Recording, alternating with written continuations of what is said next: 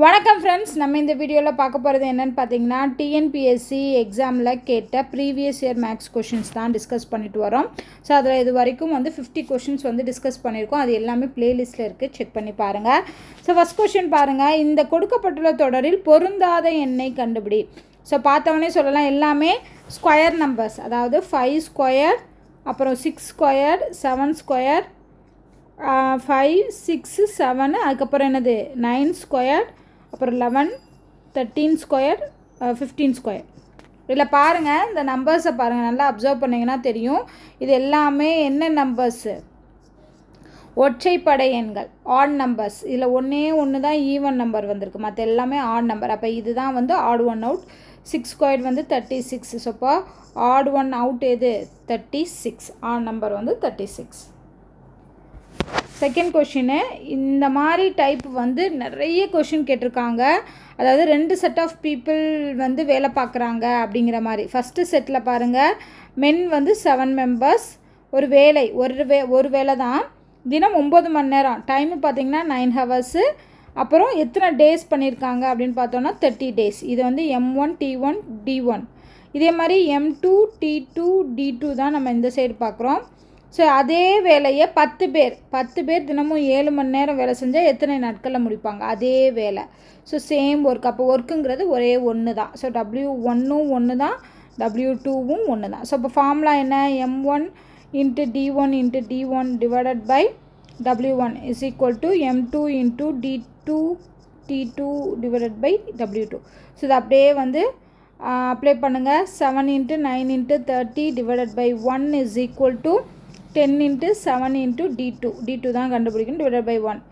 7 cancel ஆயிருமா? ஏன்னா நடுவில் ஈக்குவல் டு வந்திருக்கனால எப்படியும் ஒரு 7 இங்கிட்டு போகும்போது டிவிஷனில் வரும். ஸோ இப்போ கேன்சல் ஆயிரும். அடுத்து 0 கேன்சல் ஆயிரும், அவ்வளோதான். ஸோ இப்போ D2ங்கிறது 9 × 3 27. ஸோ எவ்வளோ டேஸ்? 27 டேஸ் தான் ஆன்சர். அடுத்த கொஷின் பாருங்கள், இது கொஞ்சம் டிஃப்ரெண்ட்டான கொஷின். இந்த மாதிரி காம்பவுண்ட் இன்ட்ரெஸ்ட்டில் சம் கேட்டாங்கன்னா கண்டிப்பாக அந்த சம் டெரிவேஷன் நம்ம நிறைய கண்டுபிடிக்கிற மாதிரி வரும். ஏன்னா ஃபார்முலாவில் நமக்கு தெரியும், amount is equal to principal amount, total amount is equal to principal amount plus 1 + R divided by 100 whole square வரும். இங்கே ஹோல் எண் வரும். இங்கே என்னோட இயர் கூட நமக்கு கால்குலேஷன் பெருசாக போகும். ஸோ ஃபஸ்ட்டு என்ன கொஷின் கொடுத்துருக்காங்கன்னு பாருங்கள். ஒரு ஆண்டிற்கு எந்த வட்டி வீதம் மூலம் 1200 எண் 1 இயர்னு சொல்லிட்டாங்க. Principal amount 1200. இது 2 வருடங்களில், ஓகேவா? 2 வருடங்களில் எவ்வளோவா மாறுது? 1348.32 மாறுது 2 இயர்ஸில். அப்போ ஒரு வருஷத்திற்கான ஆண்டு வட்டி வீதம் எவ்வளோன்னு கண்டுபிடிக்கணும். இங்கே இயர்ஸ் 2 இயர்ஸ் கொடுத்துட்டாங்க. அப்போ R நம்ம கண்டுபிடிக்கணும். ஸோ இந்த டைரெக்டாக இந்த ஃபார்முலாவில் நம்ம போடலாம். ஏன்னா இதுதான் அமௌண்ட்டு, டோட்டல் அமௌண்ட் கொடுத்துட்டாங்க, பிரின்சிபல் அமௌண்ட் கொடுத்துட்டாங்க, இயர் கொடுத்துட்டாங்க, ஆர் தான் கண்டுபிடிக்கணும். அப்படிங்கிறப்போ எல்லாத்தையும் போட்டுடலாம். இங்கே மட்டும்தான் நம்ம ஆர் கண்டுபிடிக்கணும். அது எதுக்குள்ளே வரும்? பவர் 2ல் வரும். ஸோ அப்போ அந்த ஈக்குவேஷன் ஃபார்ம் பண்ணி அது கால்குலேஷன் பண்ணி போகிறது ரொம்ப கஷ்டம். நல்லா ஞாபகம் வச்சுக்கோங்க. இந்த மாதிரி சம்மு, அதாவது காம்பவுண்ட் இன்ட்ரெஸ்ட்டில் கொடுத்தா மட்டும்தான் இது கஷ்டம். இதே சம்மு சிம்பிள் இன்ட்ரெஸ்ட்டில் கொடுத்தாங்கன்னா ஈஸியாக பண்ணிடலாம், ஓகேவா? ஸோ காம்பவுண்ட் இன்ட்ரெஸ்ட்க்கும் சிம்பிள் இன்ட்ரெஸ்ட்க்கும் ஃபஸ்ட்டு பேசிக் புரிஞ்சுக்கணும். இப்போ ஒரே பிரின்சிபல் அமௌண்ட்டை 2 இயர்ஸ்க்கு ஒரு 10% வட்டின்னு வச்சுக்கோங்க. 10% வட்டிக்கு நீங்கள் சிம்பிள் இன்ட்ரெஸ்ட் கண்டுபிடிங்க, அதே மாதிரி காம்பவுண்ட் இன்ட்ரெஸ்ட் கண்டுபிடிச்சிங்கன்னா வட்டியில் எவ்வளோ வித்தியாசம் வரும்னா ₹1, ₹2, ₹3, ₹4 அவ்வளோ கம்மியான டிஃப்ரென்ஸ் தான் வரும். இப்போ இதுக்கு நான் 2 இயர்ஸ்னால் என்ன வரும்? 20% வரும். சிம்பிள் இன்ட்ரெஸ்ட் கண்டுபிடிச்சா 20%ங்கிறது ₹1000, 10%ங்கிறது ₹100, 20%ங்கிறது ₹200. அதே இது நம்ம என்ன கண்டுபிடிக்கிறோம்? காம்பவுண்ட் இன்ட்ரெஸ்ட் கண்டுபிடிக்கும் போது ஃபஸ்ட்டு என்ன வரும்? ₹1000 20%ங்கிறது ₹200. செகண்டுக்கு வரும்போது ₹1200 நம்ம 20% கண்டுபிடிக்கணும். அப்போ ₹240. ஸோ அப்போ வட்டியை மட்டும் பாருங்கள். வட்டி மட்டும் பார்க்கும்போது ₹200 இல்லை, ₹100 வரும். 10% ₹100, இது ₹100.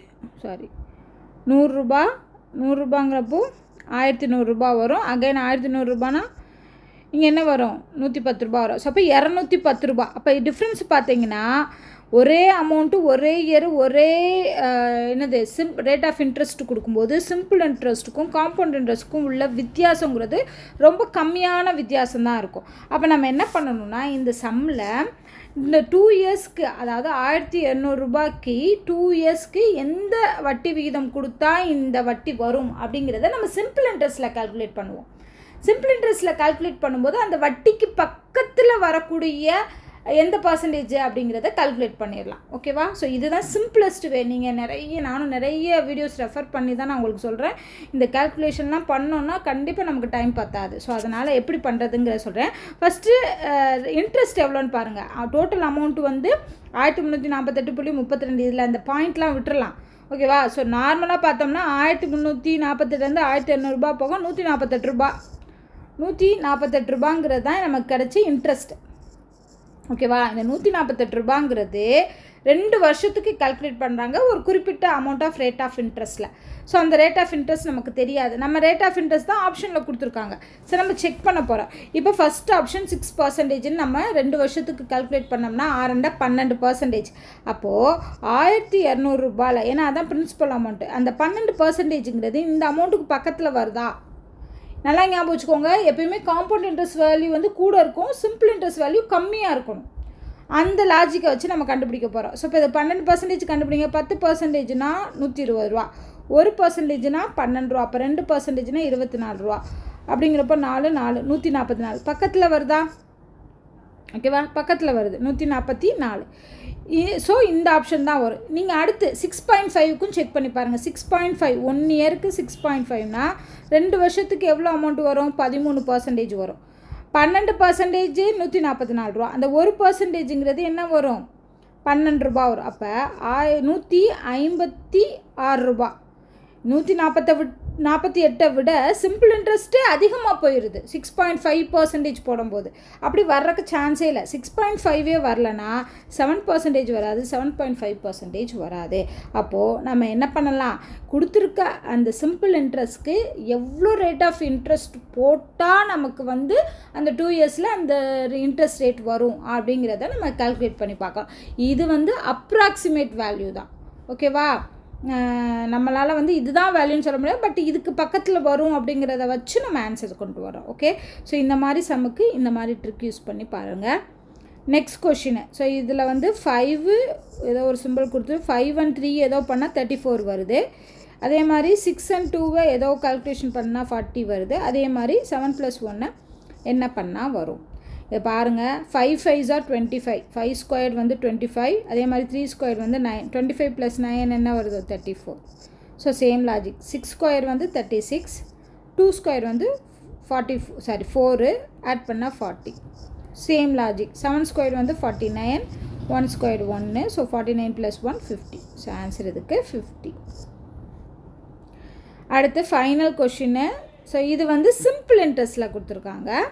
அதாவது 800 ரூபா அப்படிங்கிற தொகை 3 இயர்ஸில் தனி வட்டி வீதத்தில் 920 ரூபாயாக மாறுது. அப்படின்னா இப்போ ஏதோ ஒரு ரேட் ஆஃப் இன்ட்ரெஸ்ட்டில் தான் இது பண்ணியிருப்பாங்க.